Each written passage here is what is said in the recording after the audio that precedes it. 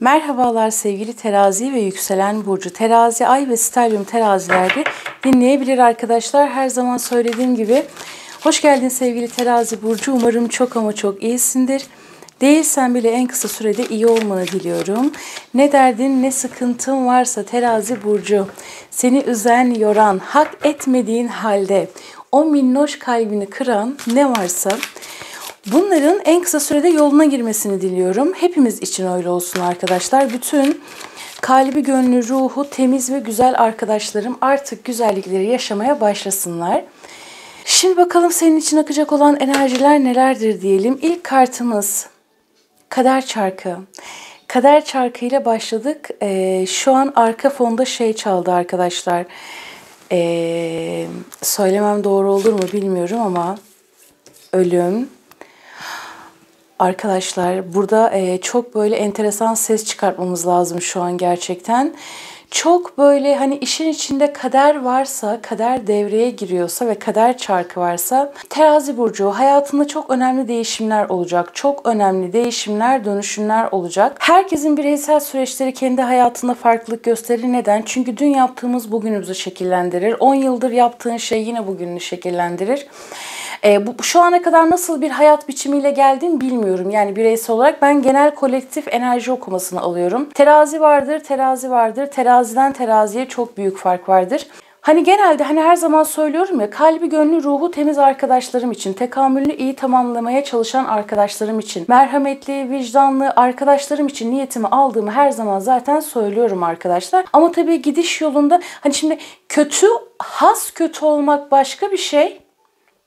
Hata yapmak başka bir şey, bunlardan ders almak başka bir şey. Hata yapmış olabilirsin ama merhametin çok ayrıdır. Onlar dahil. Ama has kötüler için, özü kötü olanlar için asla geçerli değildir. Bunu her zaman söylüyorum. Peki şimdi bakalım her gördüğümüzde insan değil, çoğunun ruhu yok zaten biliyorsunuz. Şimdi burada terazi burcu çok önemli arkadaşlar, çok önemli değişimler olacak. Özellikle Temmuz ve Ağustos ayında bunu net bir şekilde hissetmeye başlıyor olacaksın. Dengem sarsılıyor, dengem bozuluyor dediğin noktalar ile ilgili, dengesizliğin içerisinde dengeyi bulma ile ilgili çok önemli bir sarsıntı ve gerçekten büyük şok ile karşılaşmak var.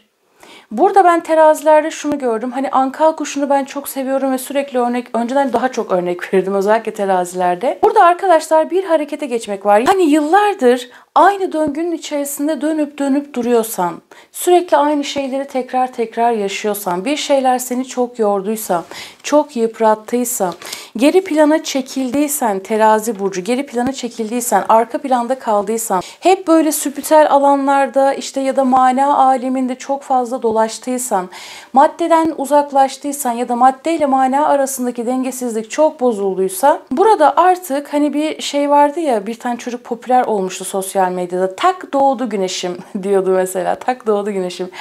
Böyle bir şey var. Ölüp yeniden doğmak var. Sen benim kaç kere öldüğümü nereden bileceksin gibi.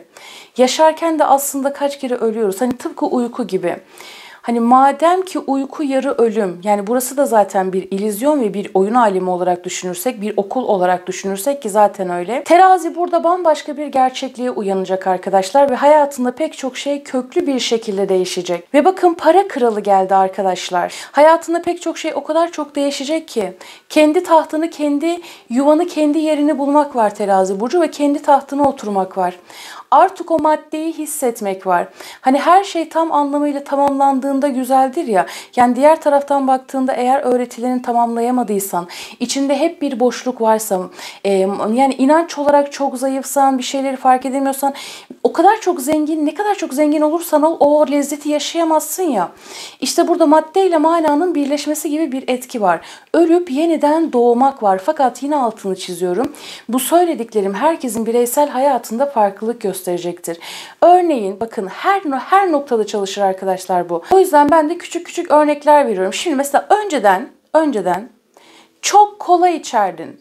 Tatlı yemeği çok severdin mesela. Artık tatlı yemek sana zevk vermeyecek mesela. Daha böyle sağlıklı şeyler tüketmek isteyeceksin. Canın istemeyecek. Önceden lay lay lom, gezeyim, tozayım, onu yapayım, bunu yapayım. Özellikle flörtöz teraziler için mesela. Bu sana zevk vermeyecek mesela. Fazla mı fedakardın? Bu sana artık zevk vermeyecek. Artık ben diyeceksin gibi. Ya da fazla mı karşı taraftan alıcıydın? Yani fazla mı terazinin gölge taraflarını çok mu kullanıyordun? Yani burada şöyle bir durum var. İster terazinin gölge taraflarını çok kullan, istersen has terazi ol, aydınlık tarafını kullan. Her iki tarafında bir dengeye gelmesi gibi bir durum var. Yani doğru yolu bulma ile ilgili, yeniden doğma ile ilgili, ayaklarının yere sağlam basması ile ilgili güçlü bir dönem başlıyor olacak senin için. Yani burada kendini ifade şeklin bile değişebilir. Fark edişlerin çok artacak. Şok edici haberler, beklenmedik değişimler, içsel olarak da büyüyen bir şeyler olacak. Aynı zamanda seni içsel olarak büyütürken ruhsal bir uyanışla da karşılaşıyor olacaksın terazi burcu. Ve burada korkmaman çok önemli olacak. Yani diyor ki bak, değişimden korkma. Kendini olabildiğince ortaya koy. Çünkü bu seni özgürlüğe taşıyacak. Her anlamda özgürlüğe taşıyor olacak. Yani bu aslında bir nevi kalıplardan çıkmak gibi de düşünebilirsiniz. Kalıplardan çıkmak gibi düşünebilirsin. Uzun bir burnun vardır mesela, ki ben kemerli burunları çok severim. Bu sana böyle çok tat vermeye başlayacak mesela. Anlatabiliyor muyum? Hani estetiğe karşı değilim. Tabii ki herkes hani istediğini yapabilir ama hani anlatmaya çalıştığım şey farklı. Ne bileyim işte, beğenmediğim bir şey vardır. Anlatabiliyor muyum? O sana bir fark yaratabilir. Her anlamda kendini ortaya bırakmak gibi düşün. Yani bunu tek tek örneklendirip uzatmaya gerek yok arkadaşlar. Şimdi bakalım, devam edelim.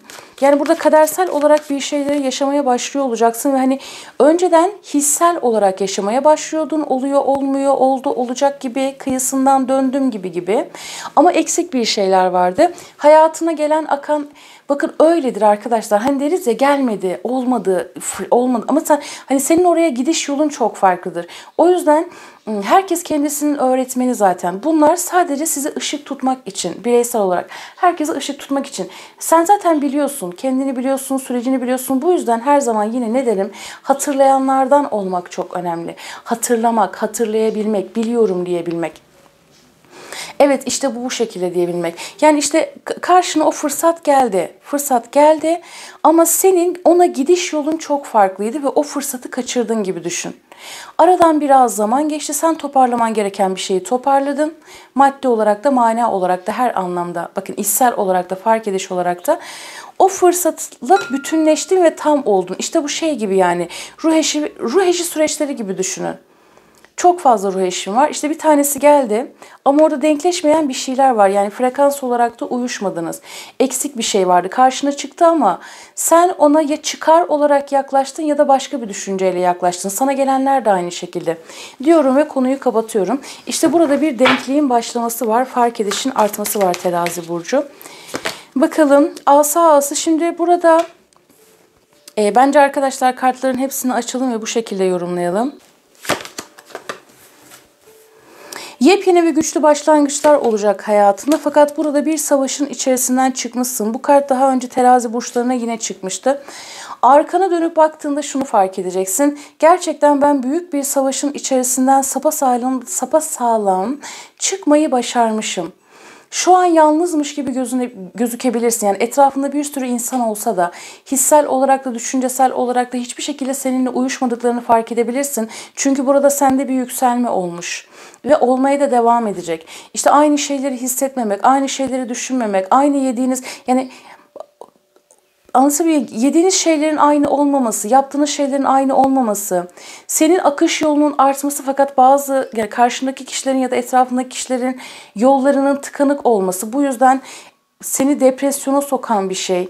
İçine atıp tuttuğun bir türü dışarıya veremediğin potansiyelin gibi sıralandırabiliriz. Burada bir savaşın içinden çıkmak var ve artık bakın yine tak doğdu güneşim arkadaşlar, bakın.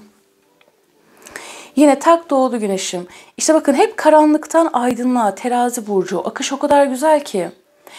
Uzun süredir akışta kalmaya çalışırken kendini yıprattığın alanlarda çözümler gelecek. Fırsatlar gelecek. Ve gerçekten o savaş ortamından çıkmak var. Yalnızmış gibi düşünsen de yalnız olmadığını fark edeceksin. Artık o savaş bitiyor. Savaş bak bitiyor. Ölen ölmüş, kalan kalmış, yıkılan yıkılmış, ne olmuşsa olmuş. Her şey pat pat dökülmüş hayatında. Sen sağ kalmayı başarmışsın. Orası olduğu gibi kalıyor ve sen artık kayığına, aracına, neyse Biniyorsun ve başka yerlere gidiyorsun. Taşınmak, yer değiştirmek, o dalganın, fırtınanın dinmesi her anlamda. Meslek değiştirmek, mesleğinle ilgili farklı bir noktaya geçiş yapmak. Her anlamda bir bütünlükte. Akış çok güzel arkadaşlar. Bakalım başka neler gelecek diyelim. Bir de burada arkadaşlar beklenmedik para fırsatlarının da karşına çıkması var. Özellikle boğa, başak, oğlak, boğa, başak, oğlak ve akrep. Yeni kişiler olabilir ya da hayatında varsa bu kişiler iş veya aşk hayatınla ilgili bu kişilerle ilgili yeni bir süreç başlayabilir. Burada bağımlılıkların varsa bağımlılıklar, takıntılar, kötü alışkanlıklar neyse bunları bırakmak için çok tatlı bir sürece geçiş yapacaksın. Burada zaten sen bakın buradaki şeytan kartında kendi şeytanınla yüzleşmek ve kendi şeytanını zincirlere hapsetmek vardır. Kendi şeytanını terbiye etmek ve o karanlık yerden o ışığı sızdırabilmek vardır. Sen çoktandır bu terbiyeyi zaten yaşıyorsan bunu başkalarına da yaşatmak vardır Terazi burcu. Kupa şahı, bakın akrep burcundan bahsettik. Balık, akrep, boğa, başak, oğlak ve yay. Bu kişilerden gelecek olan destekler var Terazi burcu. Hem aşk hayatın için hem de kariyer hayatın için. Aşk hayatında iki kişi arasında kalabilirsin. Özellikle yalnız olan arkadaşlarım için söylüyorum. Bu kişiler su ve toprak grupları olabilir arkadaşlar. Yepyeni kişiler de olabilir. Büyük bir kısmınız için hani geçmişten beridir yani tanıdığın ama bir türlü ilişkiye başlayamadığın ya da aranda ilişkiyle ilgili ya da işle ilgili bir şeyin başlamadığı kişiler olabilir. Şimdi burada para ile ilgili beklenmedik para girişleri, para kanallarının artması, farklı kazanç kapılarının oluşması, sürpriz iş teklifleri, özellikle borcu olanlar, borcu harcı olanlar için tabii seçenekleri değerlendirirsen ben genel akışı yorumluyorum. Şimdi arkadaşlar ben az önce bir sürü konuşma yaptım ama sonrasında bunun gereksiz olduğunu düşündüm. Bu yüzden o kısmı keseceğim ve yoruma devam edeceğim. Şimdi burada borçlarla ilgili bir hafifleme. Eğer çok büyük borçların var diyorsan, tabii burada hani dediğim gibi bireysel olarak herkesin süreci farklılık gösterir. Yani sen belki yanlış işi yapıyorsun, belki yanlış bir tercih yaptın, belki seçenekleri değerlendiremiyorsun. Çünkü öyle insanlar da var. Teraziler için söylemiyorum. Açık açık yazmış yani diyor ki ben diyor oturuyorum diyor bir şey yapmıyorum. Canım bir şey yapmak da istemiyor diyor. Ama bir taraftan diyor ki bu borçlarım nasıl sen çalışmazsan nasıl bitecek yani? Ya da sen üretmiyorsan, hayatta aktif değilsen, bir şey çıkartmıyorsan, fedakarlık yapmıyorsan o fırsatlar sana nasıl gelecek? Yani bu şekilde düşünenler de var maalesef. Çok komik ama şimdi burada Terazi burcu bakın Eylül ayına kadar olan süre senin için çok özel olacak. Borçlarınla ilgili hafifleme, borçlarını bitirme arkadaşlar. Ve burada artık birikim yapma sürecine doğru geçmek var. Ama büyük bir kısmınız için dediğim gibi Başak dönemi çok önemli olacak sizin için. Tamam. Yani bu Temmuz ayında da Ağustos ayında da bir şeylerin daha da bir rahatlamaya başladığını görüyor olacaksın açıkçası. Sürpriz teklifler, sosyal medya ile ilgili işler olabilir, iletişimle ilgili işler olabilir, danışmanlık olabilir, eğitim alanları olabilir, yeni bir fırsat gelebilir, doğabilir. Kendin için değerli bir adım atman. Kararsız kalma noktasını birazcık bırakman gerekiyor. Ben senin akışını çok beğendim. Burada çok sıkı bir terbiye olmak vardır arkadaşlar. Ve gizlediğin, içine attığın, sakladığın duyguları açığa çıkartabilmek. Yani bu duygu derken sadece aşk anlamında değil. Korkmamak. Çünkü burada nasıl bir şey var biliyor musun? Sesini çıkarttığında şeytanı bağlıyorsun gibi. Hakkını aradığında şeytanını bağlıyorsun gibi. Bakın karşı tarafı da söyledim ya. Bundan önceki yorumda veya ondan önceki yorumda terazilere bir şey söylemiştim. Hatırlıyor musunuz? Banka ile ilgili bir örnek vermiştim hatta. Hani o kadar tatlı bir akış vardı ki. Hani girdiğin yerde kavganın durması gibi. Zaten öyledir arkadaşlar. Yani tekamül yolculuğumuzu, sınavlarımızı tamamladığımızda akış zaten kendiliğinden çözülür. Sorunlar kendine çözülür. Yani bir yerde bir tıkanıklık varsa bir şey yanlış yapıyorsundur. Hepimiz için öyle. Ya yanlış tercihtir ya sen yanlış bir şey yapıyorsundur. Hiç bunu fark etmiyorsundur. Mesela geçen gün Terazi burcu yorumuna bir hanımefendi şey yazmış. Beni uzun süredir takip ediyor fakat o yoruma hiç böyle teşekkür bile etmemiş yani. Ya benim sıkıntılarım ne zaman bitecek ya gibi bir şey yazmış.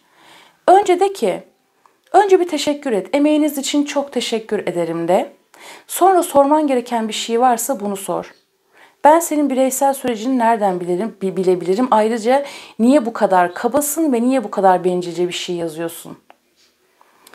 Neyse. Hani böyle çok binde bir de olsa bu tarz şeyler olabiliyor. Ben de böyle okurken bazen tıkanıyorum. O tarz insanların da izlediğini bildiğim için o yüzden böyle ufak da olsa zaman zaman değinmeye çalışıyorum. Şimdi böyle bir durum var. Kararsızlığı bırakman çok önemli. Hedefinde gerçekten emin adımlarla yürüyebilmen çok önemli. Herkesi memnun etme çabasından çıkman çok önemli. Kalıbın içerisine girmek yerine özgürleşmeyi seçmen çok önemli olacak diyor. Çünkü burada hak ettiğin değeri almak için sesini yükseltmekten korkmaman lazım. Az önce ne demiştik? Sesini yükselttiğinde, duygularını açığa çıkarttığında, hissettiklerini olumlu veya olumsuz karşı tarafa aktardığında o şeytanı zaten bağlayabileceksin. Yani böyle bir akış var burada. Belki de tek sınavın o. İşte o engel, hani belki bir evrağı halletmek, belki bir yerde sesini çıkartmak. Hani korkmadığını gösterdiğinde o kara, bir tane film vardı, hatırlamıyorum sahneyi. O kara bulut gidiyor ya, adam korkmadan üzerine yürüyor. Sonra o kara bulut gidiyor. Belki de tek kırman gereken kilit bu. Dediğim gibi herkesin bireysel olarak kendi tekamülü farklıdır. Ama benim buradaki aldığım enerji bu. Kolektifime akan enerji bu. Böyle bir durum var arkadaşlar. Aşk hayatınla ilgili iletişimin koptuğu biri varsa onunla yeniden iletişiminin başlaması, kapanmamış bir döngünün, devam eden, sürüncemede kalan, bir türlü netleşmeyen bir aşk ilişkisinin yeniden alevlenmesi, bir döngünün bitmesi, yoğun hislerin başlaması, iletişimin artması ile ilgili güzel bir etkiden bahsetti. Şimdi burada yani arkadaşlar pek çoğunuzda 2 gelir kapısı oluşturmak var. 2 gelir kapısı oluşturmak var. Ve bu süre zarfında da gerçekten kalbinin sesini dinlemek çok önemli. Hani şey deriz ya, hissettim oldu. İşte şunu hissediyorum, bunu yapacağım. Hissetmek derken bencillik anlamında değil. İşte biri vardır mesela, o kişinin üzgün olduğunu hissedersin. Bak hissedersin. Özellikle empat insanlar için, gerçekten insan kalmayı başarabilenler için, kendisi dışında her şeyi üzülenler için, özel ruhlar için diyelim. Akış o kadar güzel ki arkadaşlar. İşte o yüzden kalbinin sesini dinle diyor. Gitmen gereken yere doğru git. Bolluk ziyafeti, seçimler ve sonuçlar, işte bu. Ve arı arkadaşlar, arı sembolleri görmeye başlayabilirsiniz. Balla ilgili şeyler olmaya başlayabilir. Ve burada bolluk ziyafeti, bir bereket gelecek hayatına. Senin bile şok olabileceğin bir bereket gelecek diyor. Enerji alanını temizlemek çok önemli bu süreçte senin için. Uyku düzenine dikkat etmek çok önemli. Kalbinin sesini duymak çok önemli. Bel, sırt, bacak, böbrek, buralarla ilgili sağlık konularına da birazcık dikkat et açıkçası. Ve her şeyden önce spiritüel temizlik yapmak. Su tüketimini arttırabilirsin, bol bol suyla temas edebilirsin, ayaklarını sürekli suya sokabilirsin. Yani duş almak başka bir şey, ayaklarını suda bekletmek başka bir şey. Gül yağı mesela, gül kolonyası, gül suyu arkadaşlar, bunlar da çok iyi gelebilir. Nefes çalışmaları aynı şekilde. Ve başkalarının fikirleri, düşünceleri yerine değil, hani onlara göre hareket etmek değil, kendi hissettiklerine göre hareket etmek. Ve kayık, bakın zaten aynı şeyi burada da gördük arkadaşlar. Hayatı geldiği gibi deneyimle. Terazi burcu. Ve duvar, engeller, ama bunlar daha çok kendi kendine koyduğun engeller, düşünce engellerinden bahsetti. Ve dolu zihin, bakın arkadaşlar akış o kadar yoğun ki, özellikle o niyet ettiğim kişiler için söylüyorum. Akış o kadar çok gelecek ki, onu da yapmalıyım, bunu da yapmalıyım, güzellikler, mis kokular, güller, çiçekler, böcekler, sanatsal konular. Grup halinde hareket etmek, grup düşüncesi, aktiviteler, etkinliklere katılmak. Bu enerjiler hayatına akacak sevgili Terazi burcu. Tabii ki tercih yine senindir. Senin bakış açına göre pek çok şey değişecektir pek tabii ki. Başka bahsetmediğim bir şey var mı diye düşünüyorum ama yok. Yani burada az önceki örneği unutmayın. Hani dedim ya, belki de sadece sesini çıkartman gerekiyordur. Bir höt demen karşı tarafı durduracaktır mesela. Öyle düşün. Bakalım. Ama bu söylediğim şey sen kimsin, ben kimim, sen benim kim olduğumu biliyor musun gibi bir şey değil arkadaşlar. Ve dileğin oldu. Yüreğindeki gerçekleşti. Bunu bil diyor Terazi burcu. Çok tatlı mesaj verdi. Arkadaşlar çekiliş hediye edeceğim. Yaklaşık 1,5-2 senedir yapmıyorum yanlış hatırlamıyorsam. 100.000 abone olduğumuzda ücretsiz danışmanlık hediye edeceğim. Bilginiz olsun. O yüzden buraya kadar geldiysen, abone değilsen abone olmayı unutma. Ben zaten beni sürekli destekleyen ve tatlı yorumlar yazan arkadaşlarıma zaman zaman sürpriz yapıyorum. Ücretsiz danışmanlık zaten veriyorum. O konuda da hani kimsenin hakkına asla girmem. Hani bakıyorum sürekli yorum yapıyor, destekliyor, güzel şeyler yazıyor, güzel şeyler aldığını dile getiriyor. Ben de onu sürpriz yapıyorum. Ve 100.000 abone olduğumuzda da çekiliş hediye edeceğim arkadaşlar. Bakalım. Ve kurtulmak, seni geride tutan şeylerden kurtul ve ileriye gitmeye başla. Koşulların değişmesini bekleme ve yarat dedi. Her şey güzel kalbine göre olsun. Zorun kolaylaşsın terazi burcu. Kendine çok iyi bak. Görüşmek üzere. Hoşça kal.